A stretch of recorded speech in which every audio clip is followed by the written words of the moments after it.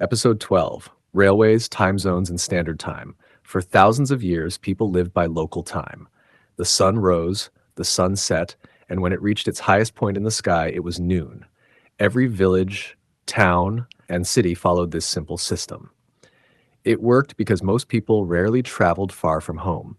Journeys were measured in days rather than hours, and a difference of a few minutes between one town and another hardly mattered. But during the 19th century, the world began to change. The Industrial Revolution brought new machines, new industries, and new ways of moving people and goods.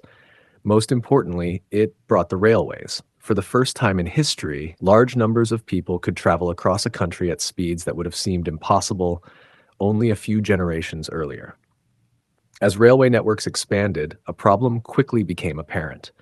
Every town kept its own local time. Because the Earth rotates continuously, the sun reaches its highest point slightly earlier in places to the east and slightly later in places to the west. This meant that clocks in one town might differ from clocks in another by several minutes. While this had caused little inconvenience in the past, railways depended on precise schedules. A train leaving one town and arriving in another could encounter different local times at each station along its route. The result was confusion. Timetables became difficult to produce, passengers struggled to understand departure times, and railway companies faced the growing risk of mistakes. As more trains shared the same tracks, accurate scheduling became essential for safety as well as efficiency. Britain was one of the first countries to face this challenge. Railway companies gradually adopted a single standard known as Greenwich Mean Time, based on the observations made at the Royal Observatory in Greenwich. Station clocks across the country were adjusted to match Greenwich, creating a common time that railway companies could use for their schedules. Not everyone accepted the change immediately. In some towns, public buildings displayed two clocks side by side. One showed local solar time, while the other showed railway time. Visitors could see a difference of several minutes between the two. Yet, as the benefits of standardization became increasingly obvious, local time slowly gave way to a common national time. The same problem was appearing elsewhere around the world.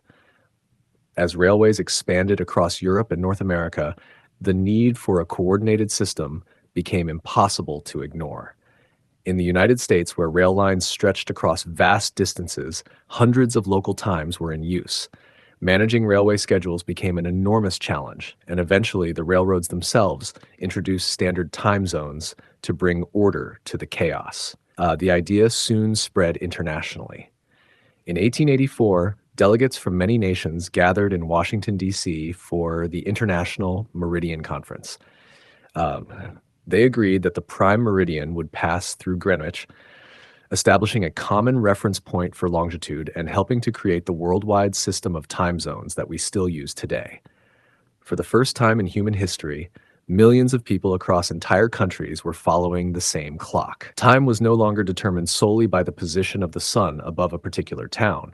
Instead, it became a shared system that connected railways, businesses, governments, and eventually the entire world.